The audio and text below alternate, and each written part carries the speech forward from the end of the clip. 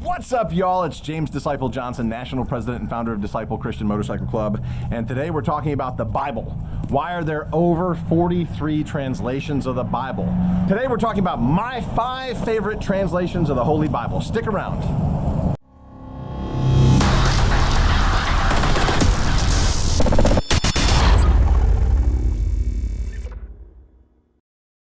So that's right, there's all these translations of the Bible. Who knows which translation we should read? Some of them are really hard to read, some of them are really easy to read. What does it all mean? Let's go through them one by one. So the Bible that everybody knows, the King James Bible. The King James Bible is from the Codex Siniticus. It's found in the Sinai Peninsula, and it was translated by the Catholic Church. It's a really great old school study translation, but the problem is it's really hard to read. So it reads like this: "Thou shalt not surely that thou mayest find upon thy," and I can't read it. I can't keep track of what's going on. But it's an important translation. It's a word for word translation of the Bible. So certainly the King James Bible, it's what we use for study. It's the one we go to. Blue Letter Bible, Strong's Concordance, was written from the King James translation. It's such an important translation. It's just hard to read, and it's stuffy, and nobody understands it, so I don't use it.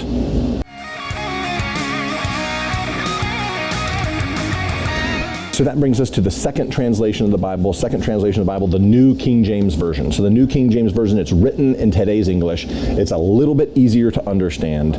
You could read it a little bit easier. The New King James Version, it sticks with the word-to-word translation of the Codex Siniticus found in the Sinai Peninsula.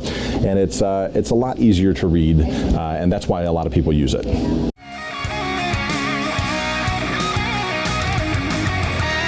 The third translation of the Bible. This is my own personal Bible. This one has been around the block with me for many years, and it is the New American Standard Bible. So the New American Standard is also a word-for-word translation, but it includes other texts that were found that are older than the King James Bible's Codex Siniticus, like the Dead Sea Scrolls. They're also very fragmentary, so putting together multiple places where we have sources for Scripture are really cool. So the New King James Version does that. The NASB, New American Standard Bible, also probably one of the best translations in my opinion. It's super easy to read, but it follows along with Scripture in just the way that we're used to, and it's in plain English. It does use some hard words. It does use some big words. It's a little tough that way. Dun, dun, dun, the Apocrypha. The Apocrypha has the removed 14 books out of the Bible, like the Wisdom of Solomon, 1st and 2nd Maccabees, and Bel and the Dragon. These are all interesting books. They are useful. There are interesting stories in them, but they were not considered to be part of the Holy Canon. The Holy Canon just means the Bible that we all accept. And so the Apocrypha, it's an interesting book. I recommend reading it. If you're going to study the Scripture, study the Apocrypha too, but it's not part of what we call the Holy Canon. The 66 books of the Bible that we all accept are definitely God-inspired.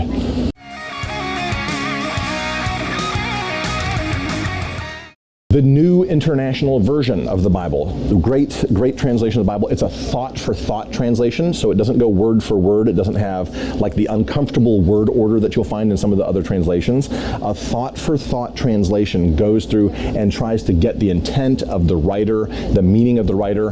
The New International Version, or NIV, it's a great Bible. People like to point out that there are 16 missing verses that are found in the NIV that are not found in the KJV, the King James Bible. And the reason for that is those 16 verses are not found in the oldest and most reliable transcripts. They're only found in the Codex Siniticus, which was a copy of a copy of a copy. And so it's believed that we should stick with what manuscripts are most coherent and cohesive and have the most backing. And so that's why those 16 verses are missing from the NIV.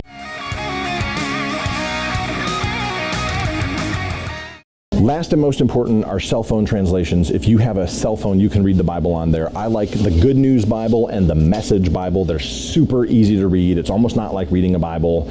It is not a word-for-word translation. It's a thought-for-thought translation. It tries to capture the thought, put it in plain English. The Message and the Good News Bible, I like to read both of them. I think they're very excellent. So at this point, you might be asking yourself, why are there so many translations of the Bible? Why isn't there just one? Well, there's a simple reason for that. The one that most people like the best, the King James Bible, it's a very old translation, but there were documents and manuscripts that were older that were found later after the King James Bible was made that called the translation of the King James Bible into question. If older documents don't have some of the verses in it, if they are reading a little bit different, then people feel like we should use those documents to figure out what the proper wording and translation should be. There are also many people that just aren't interested in reading older, outdated language translations of the Bible that are hard to read and are full of these and thous. As well, there are certain churches who have made up translations to change the meaning of the Bible. The translation of the Bible used by Jehovah's Witnesses actually takes the deity of Jesus Christ completely out of the Bible.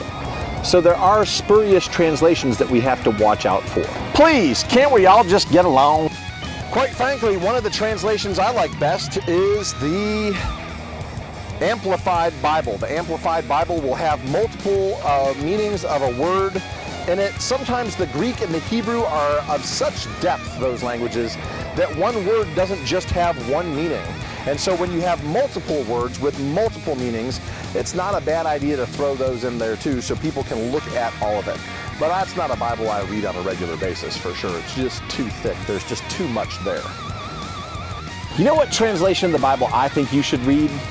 The one that's easiest for you to understand.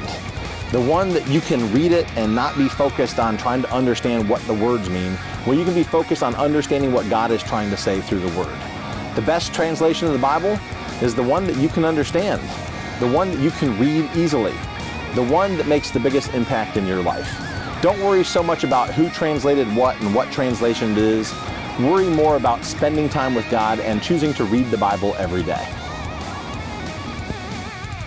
What's up, y'all? So today we're sitting at Daddy O's Cafe in Port St. John, Florida, and we're talking about my top 5 favorite translations of the Bible. And so I got a few of them here. We're going to go over them together, and then we're going to put this down on the laptop and shoot it out to you in YouTube land. Thanks for watching. I'm James Disciple Johnson, National President and founder of Disciple Christian Motorcycle Club. And check us out at James Disciple Johnson and Disciple Christian Motorcycle Club on Facebook, Instagram, YouTube. Click like, share, and subscribe. Get the word out there. Check out our website at disciplechristianmc.com. So guys, those are my 5 favorite translations of the Bible. Try saying that 5 times fast. 5 favorite translations of the Bible. And put in the comments what your translations of the Bible that you like to read are. What's convenient for you? What do you understand the best? How did you grow up? Everybody's got something different. Some people believe in only reading the King James Bible. Some people believe in reading whatever's easiest for you. Put in the comments what you like to read when you read the Bible. Today we're talking about my 5 favorite translations of the Holy Bible. Stick around. What do they all mean? And what are my top 5 favorite? I can't even say it. Why are there so many translations of the Bible? And what are my top and what are my top and what are my top 5 favorite translations of the Bible? Stick around to hear what I think of all the different translations of the Bible.